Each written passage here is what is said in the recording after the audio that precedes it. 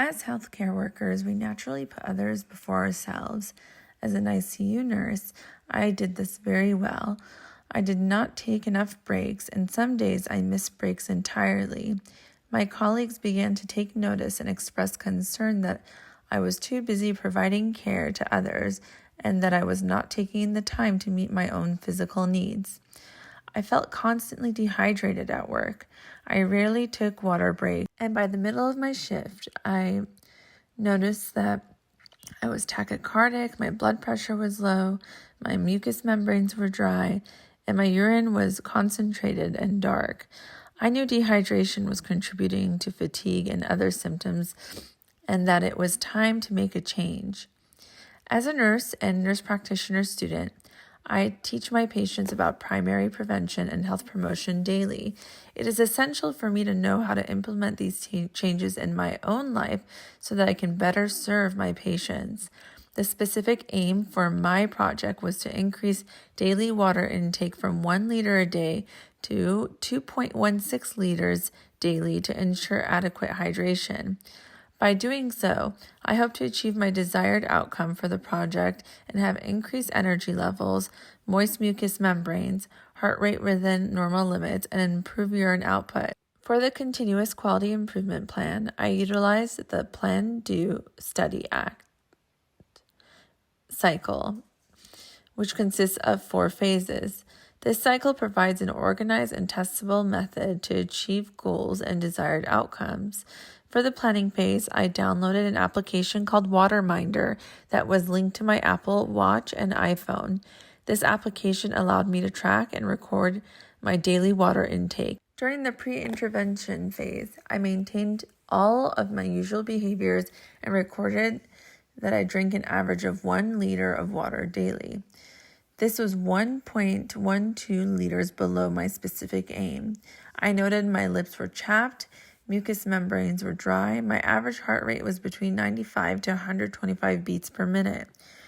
During this time, my team members and I decided to change our idea and utilize the reminders on the Waterminder application to remind me to drink more water.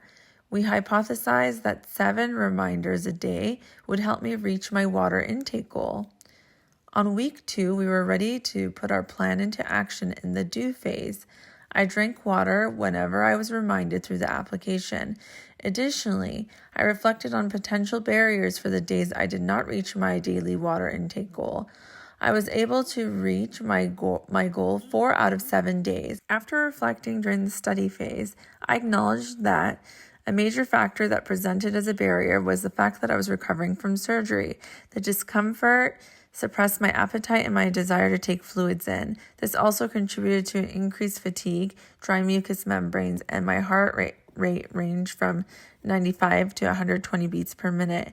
This presented as an unforeseen barrier, especially because surgery was an additional factor outside of my normal day-to-day barriers at work. On week 3, I implemented my second ACT phase. This week, I decided to add additional reminders on my Waterminder application and went from 7 to 12 reminders, which helped me improve my water intake. I also logged and correlated my intake and how it affected my mucous membranes, heart rate, and fatigue and energy levels. I was able to reach my goal on all 7 days. I noted feeling increased thirst, diaphoresis, and tachycardia, and generalized weakness. Interestingly, I drank more water this week than any other week. I believe this was due to the side effects of surgery and increased metabolic demands of my healing body. I also reached my goal before I used all of my water reminders. I decided to decrease the number of water reminders on week 4 to 10 reminders daily. On week 4, I implemented my third and last PDSA cycle and attempted to drink 2.16 liters of water daily with 10 water reminders. I was able to achieve my goal this week again. I observed that it improved skin turgor. I felt like I had more spurts of energy and I was no longer tachycardic this week. After evaluating the outcomes, I realized while I was successful at reaching my goals for the CQI project, I recognized that I did not work during this project as I had planned due to needing surgery. Since a major barrier of mine was forgetfulness when I'm busy, the Water Reminder app proves to help ensure I remember to drink adequate amounts of water. Overall, I noticed that it improved energy, my lips were no longer dry, and my heart rate was between 84 and 98 on most days where I had adequate amounts of water intake. These are major improvements that indicate the effectiveness of my CQI plan. After some self-reflection, I learned that the plan, do, study, act cycle can be used in various scenarios and can be a useful tool to help implement change and better my patients' lives. I plan to continue to use this cycle in the future to improve the quality of my own life and my patients' lives as well. Additionally, I plan to retest this method when I'm clear to go back to work to ensure that I stick with my goal.